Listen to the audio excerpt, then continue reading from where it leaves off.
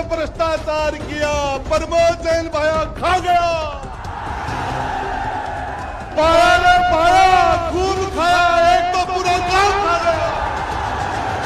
भाया रे भाया खूब खाया, एक गांव तो पूरा ही खाया। भाया रे भाया, ये कैसी माया।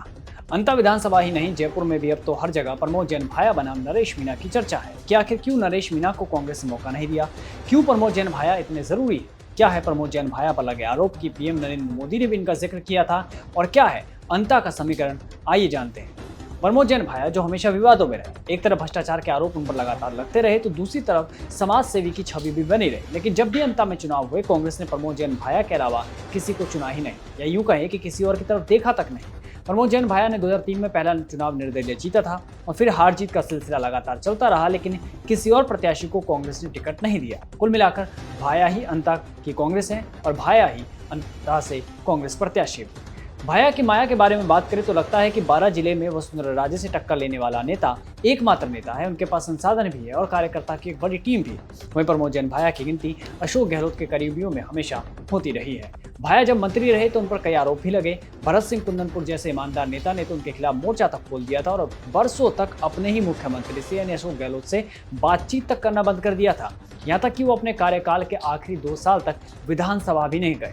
स्वर्गीय भरत सिंह ने भाया को खान की झोपड़िया गांव के अवैध खनन के मुद्दे पर खूब घेरा, पर तत्कालीन सीएम अशोक गहलोत ने एक ना सुनी। भाया के खिलाफ बेशक एक नेता सवाल उठाते रहे, राजेंद्र गूढ़ा ने भी घेरा, पीएम मोदी ने भी तंज कसा, पर प्रमोद जैन भाया की दानवीर छवि ने आला कमान को कभी कुछ सोचने पर मजबूर ही नहीं किया।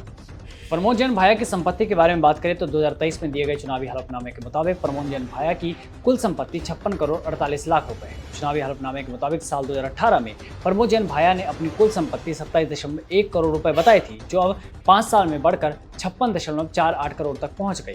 प्रमोद भाया की पत्नी के पास भी लगभग 10 करोड़ की संपत्ति है। वही राजनीति की बात करें तो शुरू में 2 चुनाव प्रमोद जैन भाया ने लगातार जीते, लेकिन उसके बाद 2013 में वो प्रभुलाल सैनी के आगे मैदान में टिक नहीं पाए। 2018 में फिर उन्होंने प्रभुलाल सैनी को पटकनी देखते हुए हार का बदला ले लिया, लेकिन 2023 में बीजेपी ने पिछली हार का हिसाब चुकता कर दिया।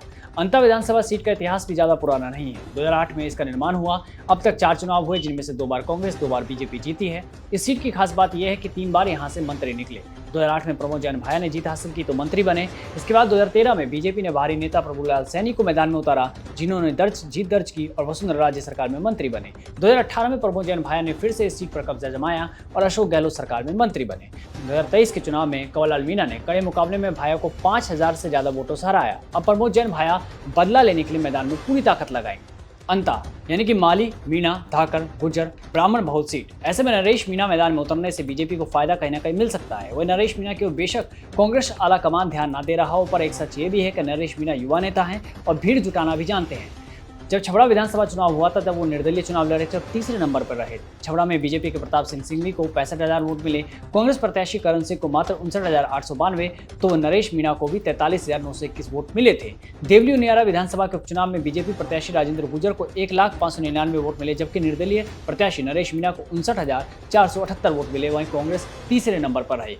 कांग्रेस के कस्तूर चंद मीणा को 31,385 वोट ही मिले थे। और जिस तरह से नरेश मीणा झालावाड़ पीड़ितों के लिए लगातार धरने पर बैठे रहे, प्रशासन को आक्रामक अंदाज में जवाब दिया, जाहिर है इसका असर भी कहीं ना कहीं अंता में जरूर देखने को मिलेगा। ऐसे में देखना होगा कि नरेश मीणा को रोकने के लिए कांग्रेस अब क्या रणनीति अपनाएगी, प्रमोद जैन भाया क्या रणनीति अपनाएंगे, क्योंकि नरेश मीणा जब जेल में थे तब प्रहलाद गुंजर उनके लिए आवाज उठाते रहे। जब वो धरने पर गए तो कांग्रेस के कुछ नेताओं ने सपोर्ट किया। जब वो अस्पताल गए तो खाचरियावास ने उन्हें पानी पिलाया था। वहीं नरेश मीणा कह चुके हैं कि राजेंद्र गूढ़ा उनका साथ देंगे। राजेंद्र गूढ़ा एक मजे हुए राजनीतिक खिलाड़ी हैं और प्रमोद जैन भाया के राजनीतिक विरोधी भी। कुल मिलाकर अंता का चुनाव मजेदार होने वाला है। ऐसे में सवाल आपसे ये कि क्या नरेश मीणा को किसी पार्टी के बैनर तले लड़ना चाहिए, या फिर हनुमान बेनीवाल की राह पर चलते हुए अपनी पार्टी बनानी चाहिए, या फिर रविंदर सिंह भाटी की तरह अकेले संघर्ष करते हुए हाड़ौती में वर्चस्व कायम करना चाहिए? जवाब आप कमेंट बॉक्स में दें।